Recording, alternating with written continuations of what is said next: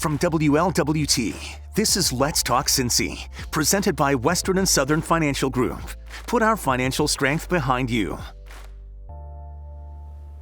Hello, everyone. I'm Curtis Fuller. The grand jury decision in the Brianna Taylor case is the story everyone is talking about. The panel issued a 3-count indictment against only one of the 3 Louisville police officers involved in that shooting that left 26-year-old Brianna Taylor dead inside her apartment back in March. But the charges are not related to her killing. The 3 charges of wanton endangerment are actually related to shots fired into another apartment by now former Louisville police officer Brett Hankinson, which put 3 people in danger, including a child and a pregnant woman. Hankinson was fired back in June. The police chief at the time said the officer violated procedures the night of that shooting and showed indifference to the value of human life by firing blindly into the apartments.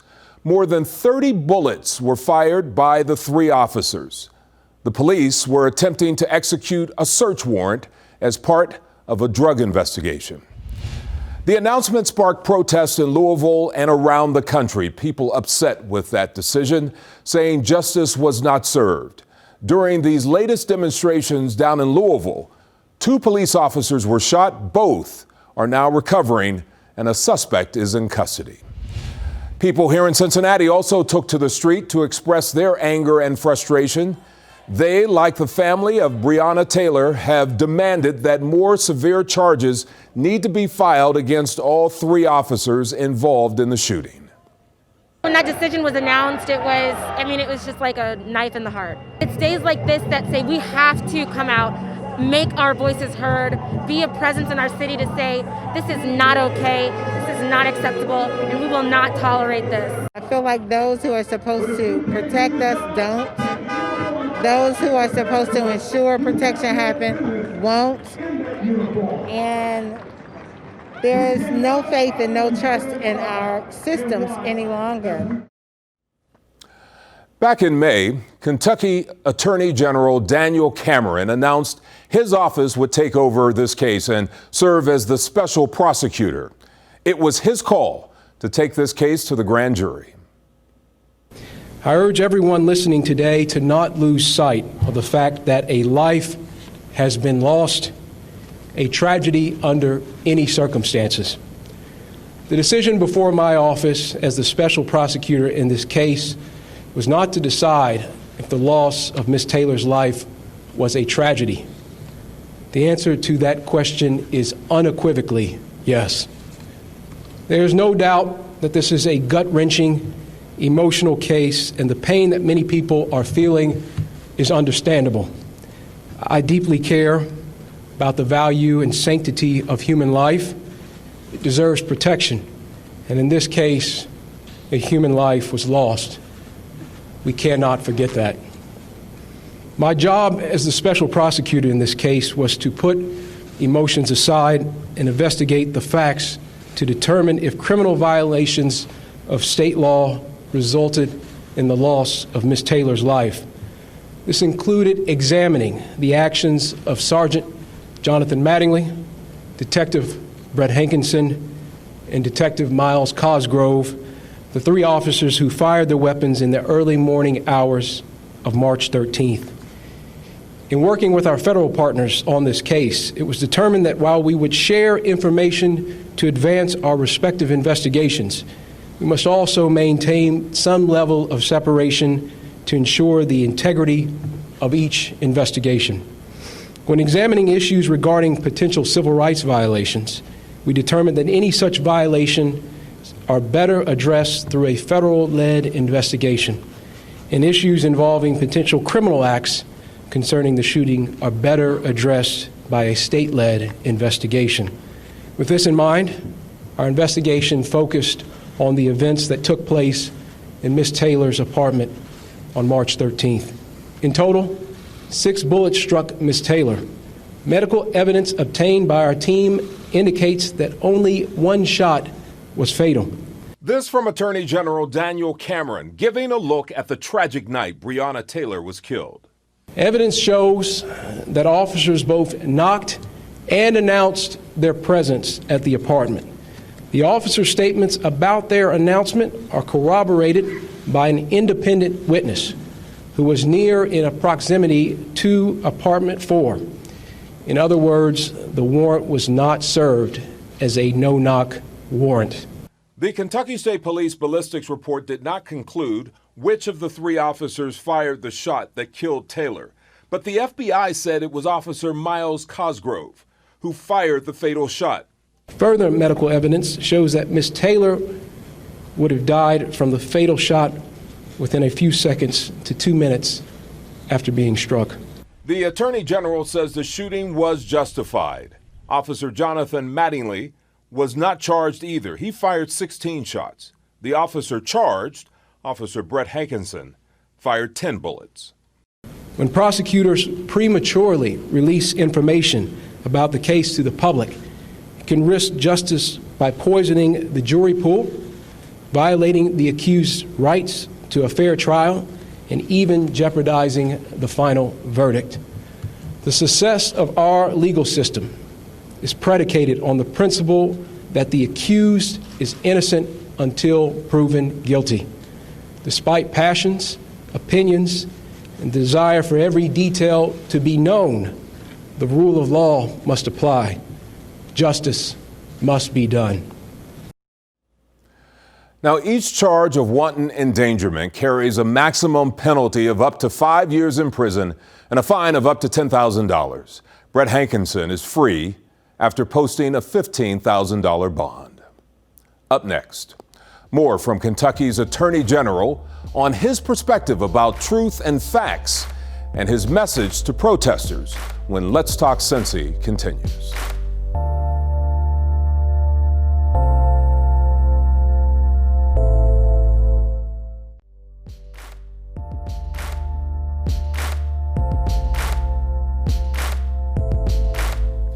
Brianna Taylor's boyfriend, Kenneth Walker, says the officers did not identify themselves before entering the apartment. The Attorney General says his facts contradict what Walker says. He also says he had to rely on ballistics evidence, 911 calls, interviews, and radio traffic because the officers were not wearing body cameras. And I want you to listen again. What about the issue of a no-knock warrant? Here's more from Daniel Cameron. Evidence shows that officers both knocked and announced their presence at the apartment. The officers' statements about their announcement are corroborated by an independent witness who was near in proximity to apartment 4.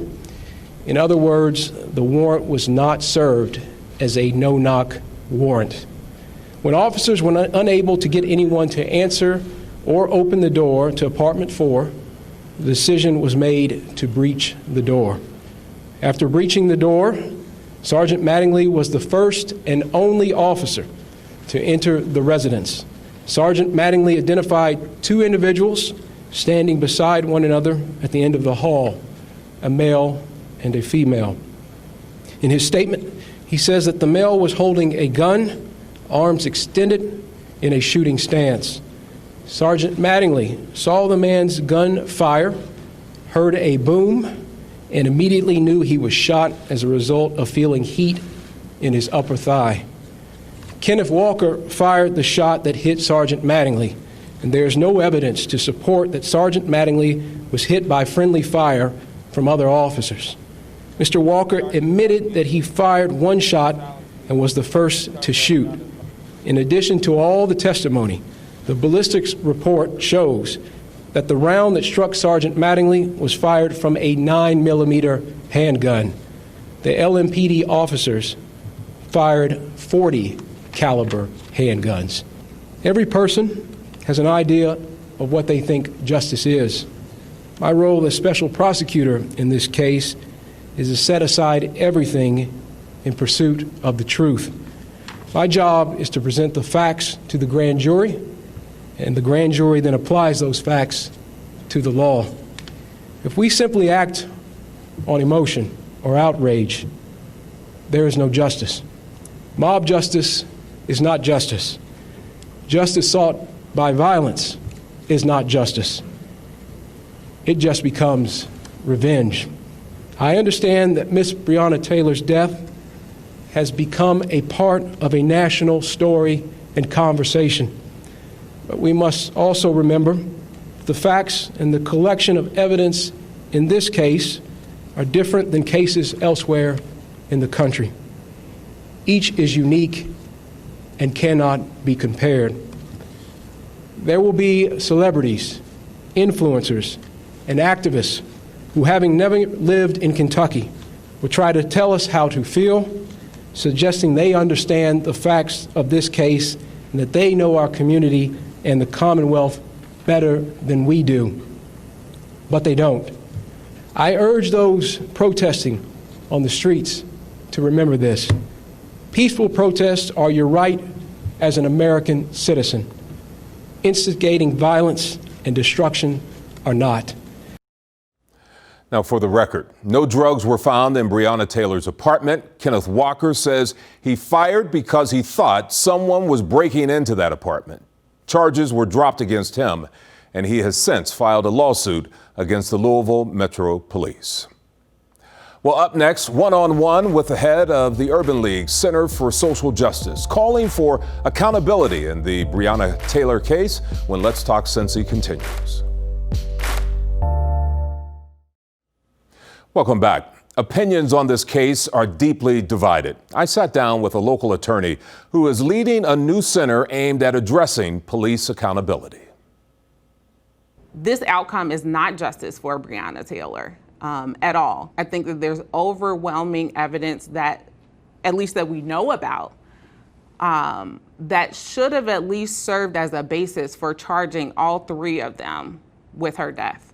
That from the executive director of the Urban League Center for Social Justice. Raquel Howard-Smith is a veteran attorney whose words mirror what's being expressed by many, demanding more than 3 low-level felony charges against only one of the 3 officers involved. All across the legal community, it was sort of a calling card out to us when the Kentucky Attorney General decided to assemble a grand jury for this particular matter, because it was well within his power to charge the officers without a grand jury.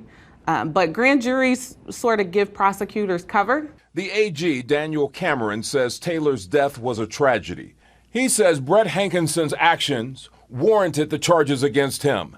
Miles Cosgrove and John Mattingly were justified in their action. The police union agrees, and Sergeant Mattingly says he knows they did the legal, moral, and ethical thing that night. Attorney Smith says the Taylor case has lacked transparency. So to tell us as a community and as a country that, this is as much justice that Brianna Taylor is entitled to, it makes absolutely no sense, because we can't see what's going on. Once Brianna Taylor's family retained legal counsel, as I understand, and started requesting the documents from the police department, the police department did not readily release those documents. So they had to file a lawsuit. Then what happens is George Floyd was killed in Minneapolis. And you see this uprising across the country really lifting up both cases at that time. Over the summer, the police department did release an incident report, but it was nearly blank and had incorrect information. As a matter of fact, they indicated that there were no injuries and that there was no forced entry into Brianna Taylor's apartment, which we know both of those things are untrue. And the document was lacking of really any detail around what happened. So there's a lack of transparency there. Let's talk about the no knock, because initially the reports came out that this was a no knock warrant. That's what the public was hearing all along. The Attorney General said this week that wasn't the case, that the police officers identified themselves. So talk a little bit about how it went from point A to point B. So there's a lot of confusion around the no-knock warrant. It is my understanding from reading reports that a no-knock warrant was issued in this particular case for that particular address, and that the suspect that they were looking for was actually arrested prior to them executing this warrant. It's also my understanding that at that point in time, the officers decided that they would come in, according to the Attorney General, with a knock and announce approach, even though they had a signed no-knock warrant. This is a huge area of dispute because in this circumstance, he is saying that the evidence points to the fact that there was a knock and announce, meaning the police officers knocked really hard and then yelled out police so that the occupants inside knew that they were police officers. But you have to pay attention to the Attorney General's language too. He indicated that there was one independent witness that stated that they heard them yell out police.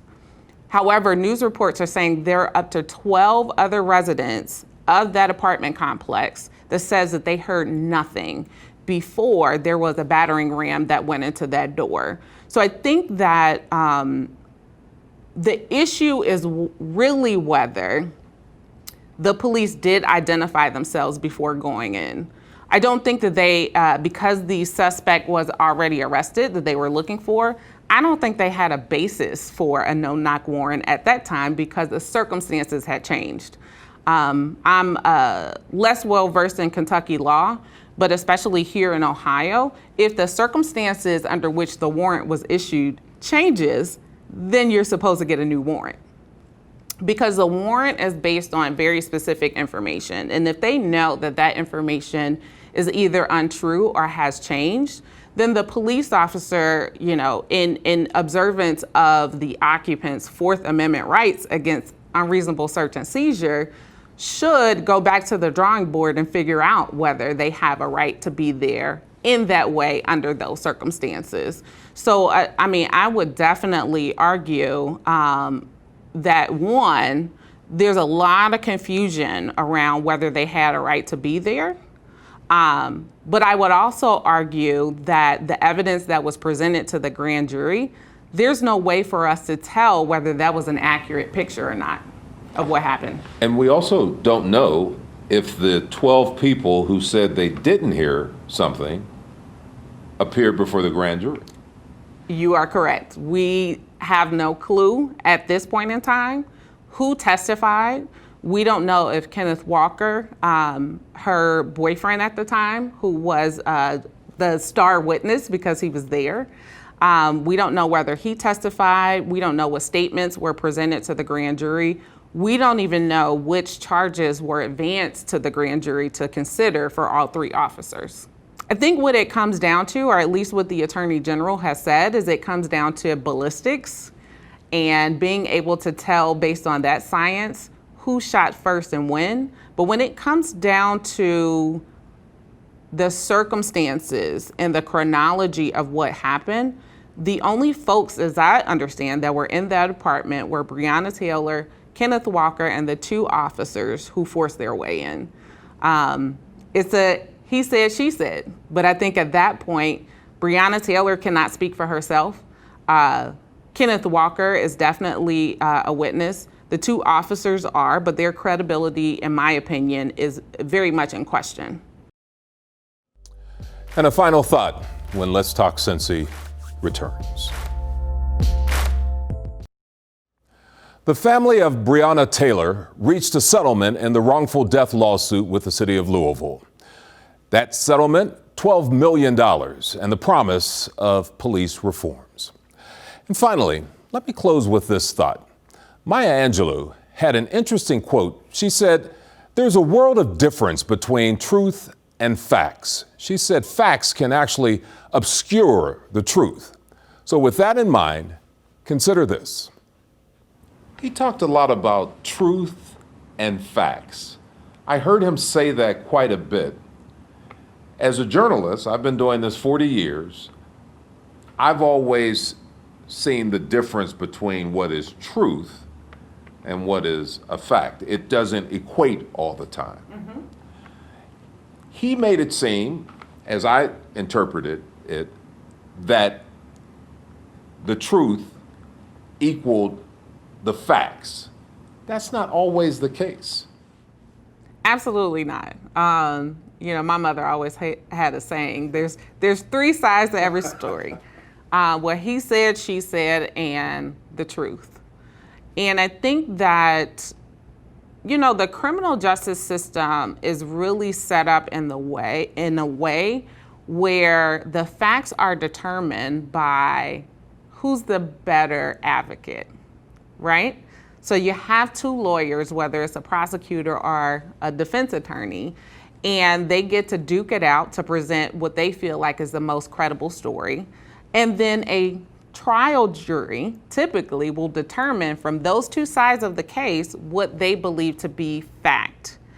Those facts that the jury sort of conclude, they're not necessarily always the truth. And I think that the biggest indication of the fact that that happens quite often is the fact that we have programs like the Innocence Project, and we have 20 to 30 to 50 years after people are convicted, a jury that decides facts when the truth comes out much later.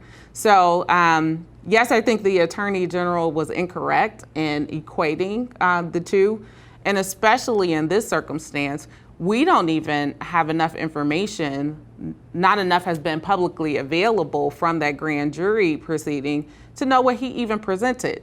The benefit that a prosecutor has in a grand jury proceeding is that they get to curate a case.